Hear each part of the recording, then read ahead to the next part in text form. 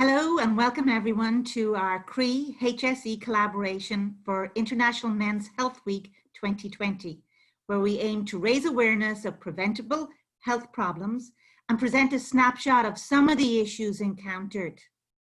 Pádraig has very kindly agreed to chair the session, and we have a great panel of informative, positive men to discuss how we might do something positive to restore the balance in our life. Thank you for joining us. I'm going to hand over now to Pádraig to go from here. Good million Margaret, Patricia, thank you very, very much. And for all our participants, Brendan, Pat, Eoin and Liam, thank you very much for being part of this short 20-minute program. This is obviously critically important, a really, really important issue in Ireland at the moment. And it's something we can actually deal with. And for all of you who are watching and listening, there is a lot of take-home value from this. And I really do hope that you be proactive and you take all of this on board, because it's for all of our benefit. So with that, I'm going to start with you, Brendan. Do we need to talk about men's mental health? Well, I'll answer that by telling you the results that I've had from some research I did in relation to mental health issues. And, you know, mental health is a positive thing. You know, we have positive mental health and we have, you know, negative, bad mental health. So I was just looking at what are some of the factors that cause difficulties for us, like anxiety and depression, and what often leads into anxiety and depression, these type of factors. And one of the areas that we are very, very much aware of this day and age is that the abuse of alcohol in our society is one of a major factor in leading into problems. I was just looking at quickly at World Health Organization survey into Ireland, and it did a survey in relation to people's association with alcohol in Ireland, and it came to the conclusion that 1.3 million people had problems with alcohol in Ireland, which was harmful for them, the way they were drinking. Another 150,000 out of that actually acknowledged that they had a dependency, or sorry, there was 150,000, they stated had a dependency on alcohol. Now here's where the problem was. When they actually tried to get the people to work out, did they feel they had a problem? Only 3% acknowledged they had a problem, and 97% of people said, no, we have no problem with alcohol. So that's a little bit, you know, a disconnect from the reality. They also looked at relation to what constitutes binge drinking. Most of you know that binge drinking is 6 units of alcohol at a session, which constitutes 3 pints. And when they were asking these people as to what type of drinking they'd done, they found out that 1 in every 3 had regularly gone on binge drinking sessions. And this was something that the people were absolutely shocked and horrified to be told that constitutes binge drinking, which we know is physiologically and psychologically extremely harmful to individuals. So I looked then at, you know, what is the damaging effect? We have we know the psychological it leads to. Alcohol is a short-term, you know, anxiolytic treatment, but it's a long-term effect. It's a depressant on the central nervous system. So therefore that leads to, you know, depression. So we know it's not a solution, but we know that there's a lot of physical damage to it. 3,000 people 2 years ago died from the effects of alcohol. Out of that, 2,000 were men. So we have an extremely unhealthy relationship with alcohol, one that we need to look at. And again, men seem to be the people that are using it as a drug of choice to deal with issues, and it's very unhealthy. Secondly, I had a look at what I call the permanent solution to a temporary problem, and that is where people who have difficulties opt for suicide. Now, thankfully, suicide levels in Ireland are decreasing, and they are decreasing over the last number of years, but the statistics show that 80% of people who complete suicide in Ireland are men. So again, men 4 to 1.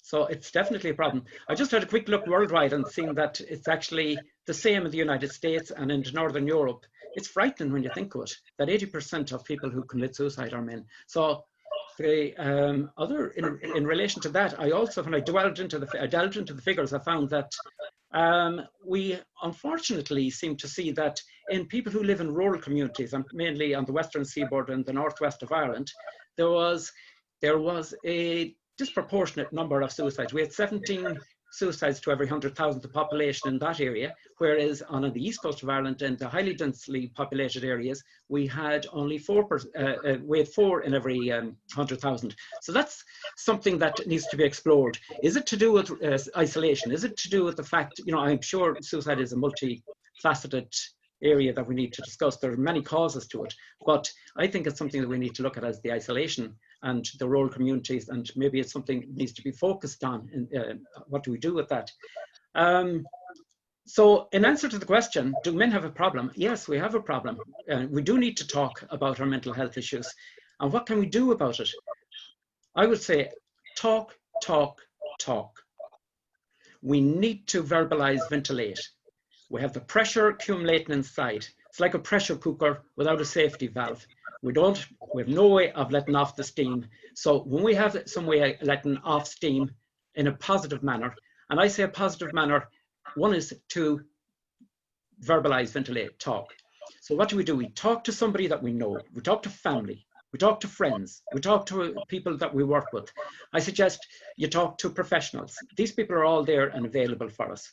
Another way of taking some of the pressure off us when we are anxious and depressed is to have some physical activities going on. And we absolutely know that physical activities helps the mood, helps sleep, helps us in so many facets. So they're just two very simple things. Talk, talk, talk, get out and do some physical exercise.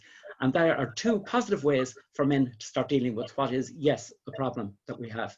Fantastic, Brendan. Thank you very much. And with your years and years of experience in this area as a clinical nurse specialist and a founder member of Westport Men's Shed, you certainly would have a lot of hands-on experience as well as the evidence-based facts that you shared with us there. And thank you so much. That's very, very helpful. Move on to Pat Towey. Pat, you're in Ballaghaderreen. You're a cyclist. You cycled all the way from London over to Ireland fundraising there recently. But you're also very actively involved in Men's Shed in Ballaghaderreen. Can you tell us a little bit about what you do, what's Men's Shed's about, and how it actually supports men in your area? Sure, Pádraig. Thanks very much for having me on this forum. So basically, a men's shed is a social club for men. What happens in a shed is very much led by those that attend. No one day is the same. We would have an average membership of approximately 45 with up to 30 attending at any one evening. Our age profile would be from 40 upwards. The majority are from surrounding townlands. Our members are farmers, industrial workers, teachers, gentlemen, shopkeepers. Our social club members plan and organise and take responsibility for all field trips. We enjoy social outings like a trip on Loch Corrib, a day at the races, community barbecues. We invite guest speakers to our shed. We sing, walk and talk. There is great entertainment, companionship and friendship in our shed. We laugh and tell jokes. We have lively discussions on world affairs. We have a modern workshop where all types of interests take place. Wood turning, woodwork and copper making. The workmanship in our shed is a testament to the men who enjoy sharing their skills and serving a community purpose. During the year, we hold celebrations in the shed with community, family and friends. When you join a shed, you do so for yourself. You go there to enjoy yourself, to learn something new, or just to be in with other people's company. You pay to join, you reap the benefits. You pay €2 per night and you get a job of making the tea or sweeping the floor or introducing a guest speaker. It is through sitting around the table enjoying a cup of tea that we all relax and begin to talk. Shed interests are not confined just to shed life. We engage with the community garden and the tidy towns. We wear our bibs with pride and the shed crest is our badge of honour. Men's sheds fill the void for some guys that choose not to engage with the support services. Many men have lots of personal needs and for some reason they're awkward about explaining how they feel. There is this perception of masculinity. We all spend thousands of euros on servicing our cars and replacing bits and pieces, yet we neglect the need to keep ourselves checked out. There is a lot of fear and anxiety about admitting that we may have a problem. So through the Irish Men's Shed Association, there's a Sheds for Life program that is rolled out in sheds all over the country. It's a community-based health program designed specifically to promote physical, mental and social well-being. It's a 6-week program, free of charge, located in the shed with your mates that you know through card playing or making bird boxes. It's a professional presentation of talks and videos and shed member participation, covering all areas of your well-being from your head to your toes. Topics of interest are cancer types, heart disease, diabetes, emotional stress, anxieties, physical well-being, diet and food nutrition. Men's sheds around the country are non-clinical environments. Health courses of its nature have proven to be very successful and have changed people's lives. So in summary, we are very appreciative of all the information and support that middle-aged men receive. However, our concerns are that men, mostly bachelors, who experience social isolation on a daily basis and who struggle with basic technology and interaction with others, are not availing of assistance. And our challenge and focus must be, how can we fix this? Great, thank you, Pat. That's a way, challenge and focus, how can we fix this? You're actually doing that in the men's shed, because you're creating the environment for people to go, and going back to what Brendan said earlier, talk, and engage with each other and actually do things together. So thank you so much for that really valuable contribution. Owen Ryan is a senior clinical psychologist, Galway, Roscommon, HSE. And Owen, what are the barriers we men have in relation to looking after ourselves? What holds us back? Well, thanks, Pádraig. It's really great to be part of this forum, and great to talk with Brendan and Pat. And I think they've spoken to it in many ways about the challenges that are there. As a psychologist, I suppose, I come face to face with it with men every single day, whether in group or individual therapy, trying to figure out what are the blocks, what are the difficulties that are there. I suppose I'm thinking about it and looking into research on that. There's a huge amount has gone on in the last 10, 20 years in this country to normalize and to say, look, it's okay to talk about ourselves. It's okay to look after ourselves, physically, mentally, emotionally, whatever way you want to talk about it, that it's actually an okay thing to do. You see it in the GA, you see it in the rugby, you see it in the likes of Brezzy, you see it everywhere nowadays. The message is there, it's okay to talk.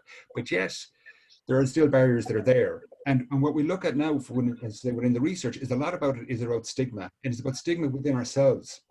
As Pat is talking about, it's kind of that idea of fear and anxiety and shame and embarrassment. This sense that there's something wrong with me for struggle, for there's something that it's some sort of failure on my part if I need to look after myself. And there's very much in our culture, I suppose, there has been, especially for those of us who are a bit older and middle-aged, that we grew up in a society and a culture where men kind of got the message, get on with it. Just bottle it on up, keep on going, provide. And that's all well and good, and there's power and the strength to that in plenty of times, but other times when you come to time to struggle, it's not the way to go about it. And I suppose where do we start? We start with this idea of being able to tell ourselves that actually to struggle is normal. Think of the last 3 months. The last 3 months have been the whole world is upheaval. People are losing their jobs, their relationship difficulties, all because of a virus that spread around the country and spread around the world. So we're all under pressure. We're all feeling stressed. It's actually quite normal. It's actually a normal response. And it is a normal response to struggle, to feel stressed out at times, to feel down. We're all going to lose people in our lives. Things aren't going to work out the way we want them to work out at times. That's the nature of life, unfortunately. These are the things that happen. But it's about normalizing that and saying to ourselves, it's okay to have an emotional response to that. It's okay to want to look after ourselves. So there's that part of it which is quite critical, is just giving ourselves that permission. And that involves stopping and saying that it starts with ourselves. We get the message from society all the time, it's okay to talk, it's okay to talk. But let's kind of say to ourselves, wait a second, take a bit of a pit stop, take a bit of a check. How am I doing? Where am I at? What do I need? And being able to ask ourselves those questions are quite critical questions to be able to ask. And then there's the other part for a lot of as we're talking about here, the older men, sometimes they literally don't have the language. Don't worry about the language. It's asking for the help. It's seeking the help. It's saying to ourselves, we need it. And it's okay to admit and okay to say to yourself, look, it's not okay. I'm not feeling okay today. That's fine to say. As Brendan is saying and as Pat is saying, there's so many fabulous resources out there. We could do it in our own DIY way. There's so much stuff online and locally resources. And then there's the services. If you need that bit more extra help, you want to do it in private, there's the HSE, there's Be at a House, there's Samaritans. There's no end of local groups that are happening. And I think it goes back to things like community groups like Pat's and the Men's Shed. But it all starts with saying to ourselves, it's okay. It's okay to admit that I'm struggling. It's a human response. So there are people out there who really want to help. Yeah. You know, that the door is open. the 100% telephone line is open. Yeah. So Yeah. if you feel stuck, if you feel I've no place to go, there are places to go. There are people to talk to. 100%. There are people who want to talk to you, because there are people who believe that you are a really important person. 100%. We're dying to talk to people. That's what we're here for. That's what the support is for. It's literally here to help people along, to figure that whatever they're going through, to figure it out. You're not alone.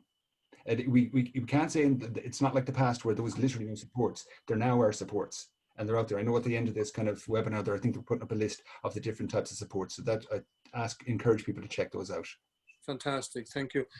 And Liam Gildea, can you share with us your experience in coming through all of this for the past 20 or so years? Hi, Pádraig, how's it going?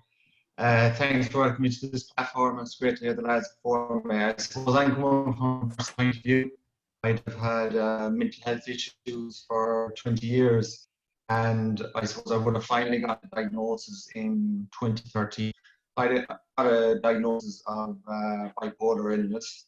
Basically, what is bipolar? So it's a mental disorder that causes unusual shifts in mood, or to go from severe depression to elated mood. I suppose get the diagnosis. Sorry for interrupting there just for a second, because the picture kind of froze there for a minute and we couldn't hear you all that clearly. So can we just because what you're saying is so important, fundamentally important, can we actually start through that process again, if you don't mind? And you started off saying 20 years ago and you're diagnosed with being bipolar. We'll go on from there if that's okay. Okay. So thanks for having me on this platform. I suppose I'm coming from a personal point of view. I'd have mental health experience for the last 20 years. I'd have had an official diagnosis in 2013 of a bipolar illness. So basically, what is a bipolar illness? I suppose it's an unusual shift in mood from severe depression to elated mood. I suppose one of the key things in my life was, first of all, getting help. Secondly, then was getting the proper diagnosis. So for me, getting the proper diagnosis of bipolar illness was key, because then I could be treated accordingly. So briefly, I suppose the key thing between depression and bipolar is that you're treated with different medications. So if you have been treated for depression instead of bipolar and you're given antidepressants, it will actually cause a lot of trouble because it'll bring your mood up and you'll crash. For bipolar illness, it's mood stabilizers, which stabilize the mood. I suppose I'm fortunate enough now in the last 2 years I've been in great health. I suppose I'm living proof that you can live a fulfilling life with a mental health illness as long as you take care of yourself. I suppose one time I would have seen it as a really bad situation, but I suppose in the last couple of years I've looked at it from a different point of view. I've looked at it from the scenario that, well, how can I make the best out of this bad situation? So there's an awful amount of positives that came out from my mental illness. It's led me to change my career. So I was doing something I didn't really like.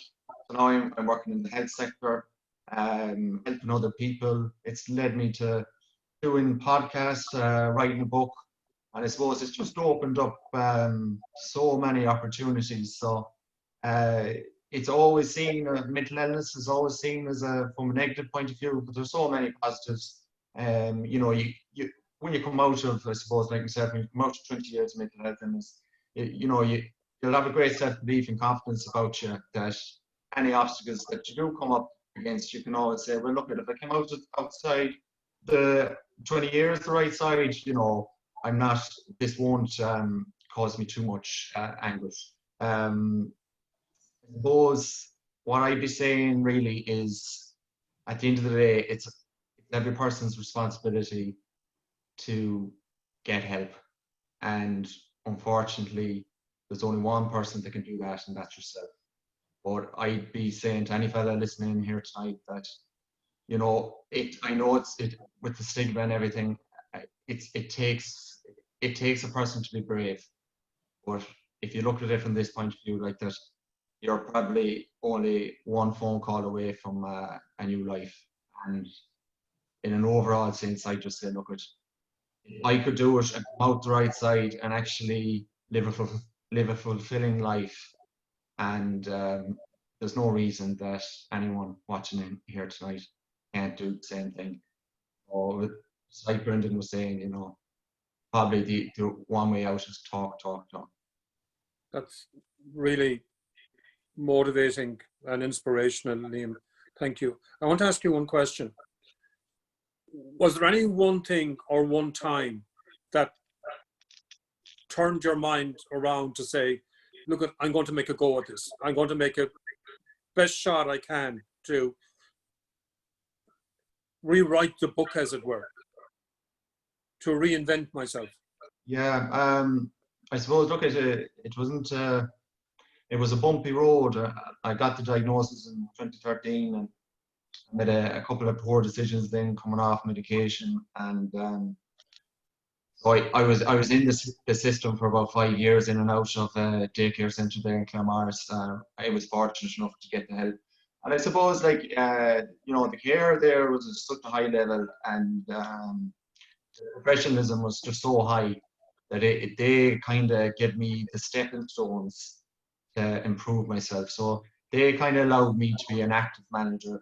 Okay, they looked after the medication, but then they kind of said to me, like, you know, this stage is over to you, Liam. You know, you're the person now that has to take responsibility for your own condition. So I think after my second relapse and I got myself well, I said, you know what, that's not going to happen to me again. I said, I'm going to give 100% now, looking after myself health-wise.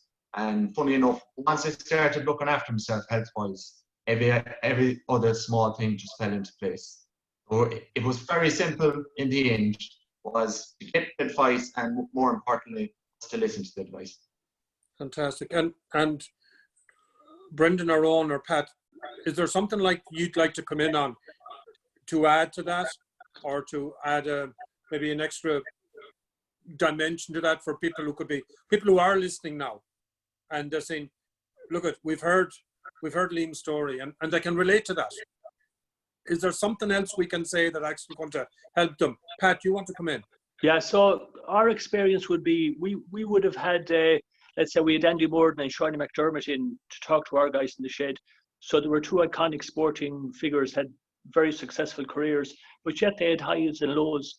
And when they told our guys about the negative aspects of being criticised both on social media and to their face, you know, our guys realised that, okay, so no matter how famous you are or how successful you are, it can affect you. And guys started to realise, well, if they reached out, you know, there's no harm for us to reach out. And when Liam came to tell his story in our shed, God, our lads were in absolutely awe that this man, who we didn't know, a complete stranger, was reaching out to 50 people and explaining the real sad times in his life and how he coped with them.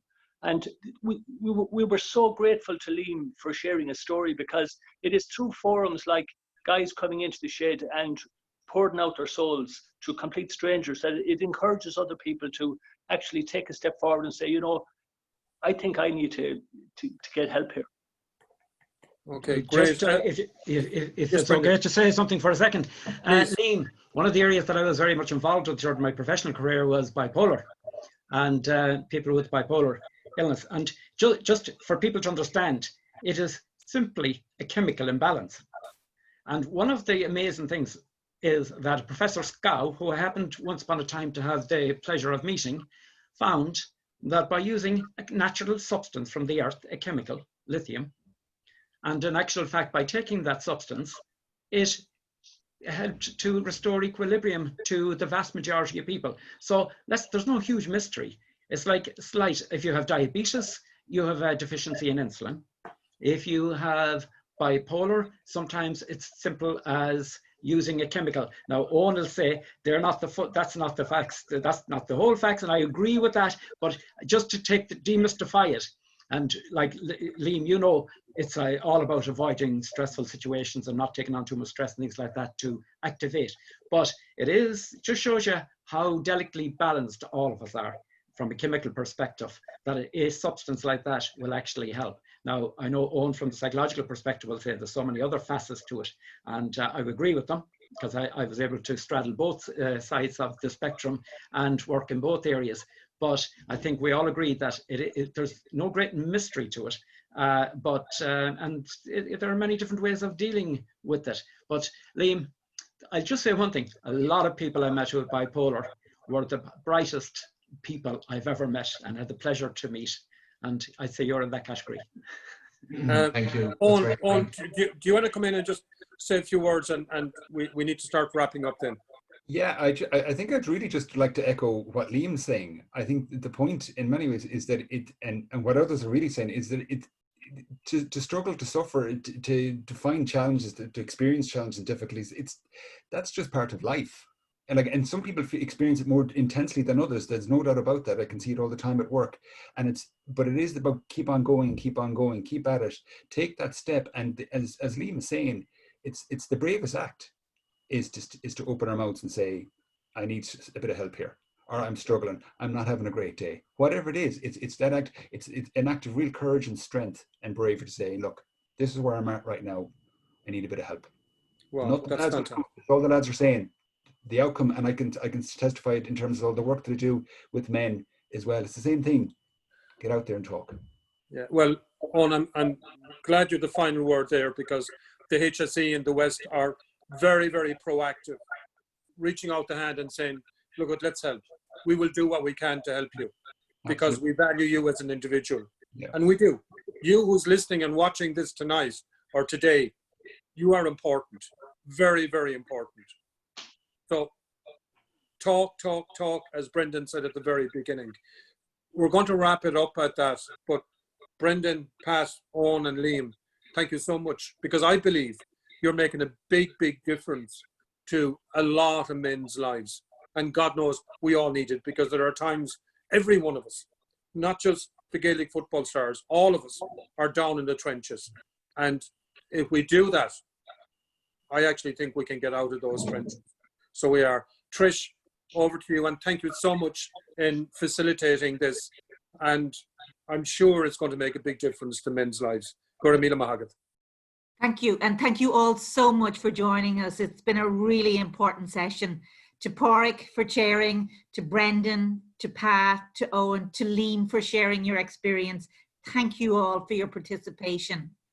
It will make a difference, I think.